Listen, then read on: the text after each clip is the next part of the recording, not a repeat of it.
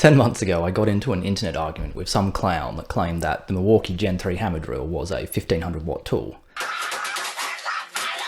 So I did what any reasonable person would do and spent hundreds of hours pushing my tools to their limits in increasingly stupid ways in order to prove them wrong.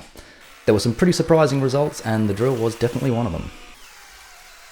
Most of the information I could find is from the power supply goblins, who try to make corded power supplies for their cordless tools. Some of the not completely incompetent ones are as follows. Matthew Miller put his Ryobi drill under a mild load with his patented leather glove test and got 30 amps. Gadget Review Videos tested a brush drill under stall and got 70 amps. Impact Nation has tested a bunch of impact drivers with an eBay watt meter and gets around 40 amps for most high-end impact drivers. And All Handmade used the Bluetooth feature of his Parkside impact driver, and he saw currents of up to 60 amps. But the biggest source of data is from the most infamous power supply goblin of them all, Harrison Hobbies. His initial current testing gave the following results. Unfortunately, many of his tests only put the tools under a mild load, with the air compressor, leaf blower, and buffer being the only good data. In order to measure the voltage and current of the tool whilst it's running, I had to make an adapter that passes through all the pins between the battery and tool. According to the Milwaukee marketing wank, the two inner pins are needed for optimal performance.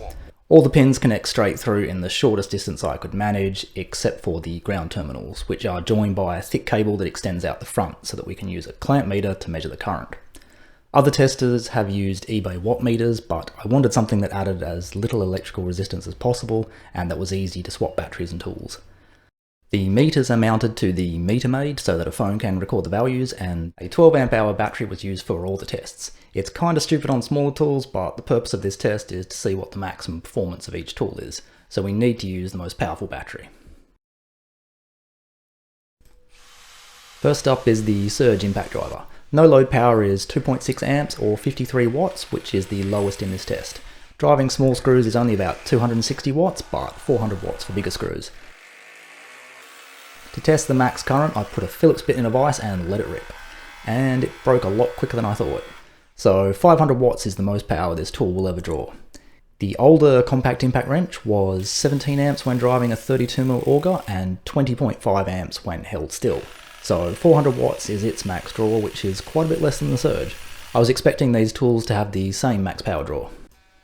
The older brushed Aussie had a no load power of 65 watts at its lower speed and 125 watts on high. Typical cutting was 200 to 400 watts with a max of 516 watts. I'm sure it can go higher as I wasn't able to stall it with the blades I had. Using it as a sander isn't very taxing, typically 120 watts and only 200 watts when pushing very hard. The latest Fuel Aussie was only 25 watts on low and 80 watts on high, which is a full 40 watts lower than the brush tool. Cutting is higher than the brush tool at 200 to 550 watts, but it also cuts a lot faster. Highest power seen was 776 watts. The backpack vacuum has a relatively simple power rating as it's a regulated device that's designed to run at the same speed all the time. Low speed was 211 watts and 23 Ks, and high was 382 watts and 28 Ks. Using the crevice tool, just the hose, or even taking the canister out completely gives the same 382 watts. Blocking the flow does decrease the power to 312 watts. The compact blower is brushed and low, medium and high were 121, 251 and 363 watts. With no nozzle, the power draw goes up to 412 watts. The speed drops from 92 to 77 Ks. I tested the small inflator nozzle to see if that gave higher airspeed, but only got 80 Ks. Blocking the inlet reduces the power draw to 250 watts. The Hackzall had a surprisingly low no-load power of 117 watts. Cutting framing pine was typically around 350 to 770 watts.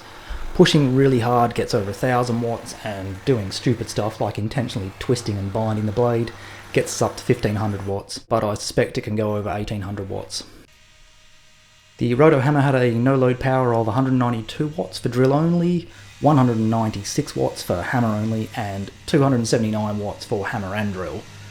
Drilling a 12mm hole was 460 to 630 watts, and a 24mm hole was 460 to 530 watts. Chiseling was typically 490 watts, so about the same as hammer drilling. Typical usage is around 500 watts.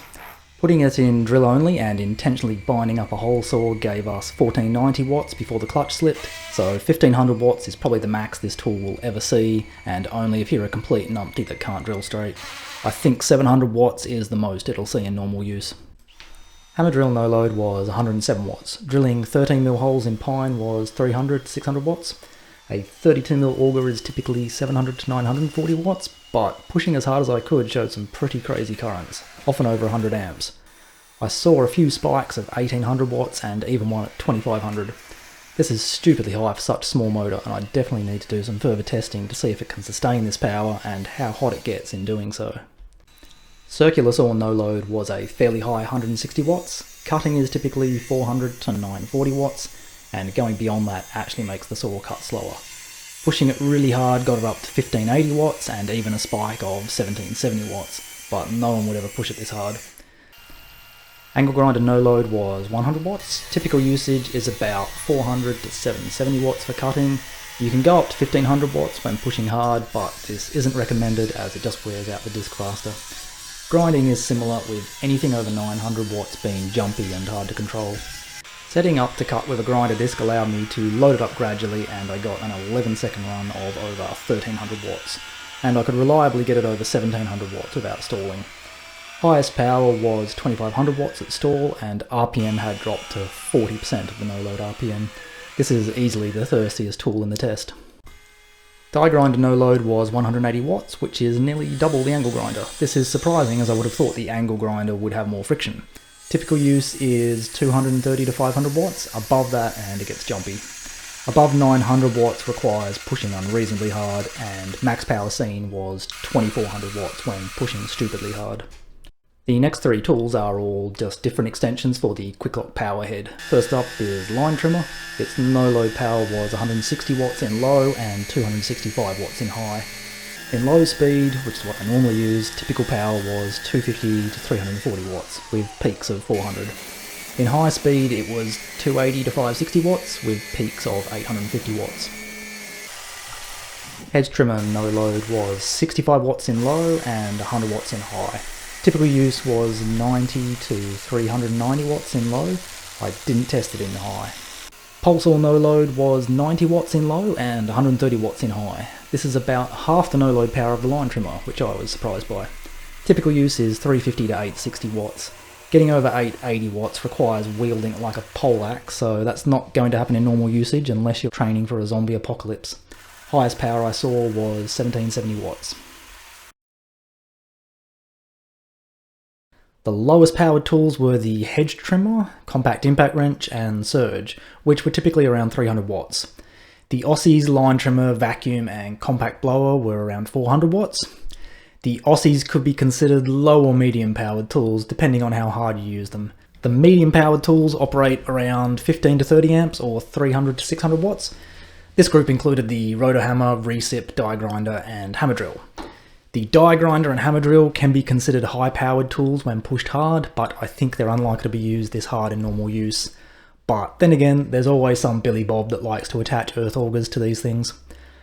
High-powered tools were the circ, angle grinder, and pole saw, and these typically run between 20 and 50 amps or 400 to 1000 watts. For me, the big surprise was the hammer drill going over 100 amps. So I guess I lost that internet argument about the drill being a 1500 watt tool. As with all these tests, there's more questions than answers. There's obviously a lot more M18 tools out there, and some like the chainsaw and demo saw are known to cook even the 12 amp hour battery. I also plan to try all the different batteries on the grinder to see how they limit the max power. I probably need to have a closer look at the drill and find a way to more consistently load it up to see what its max sustained current is, whilst also monitoring its temperature. If you've seen any sources I've missed or want to tell me how wrong I am, then let me know in the comments.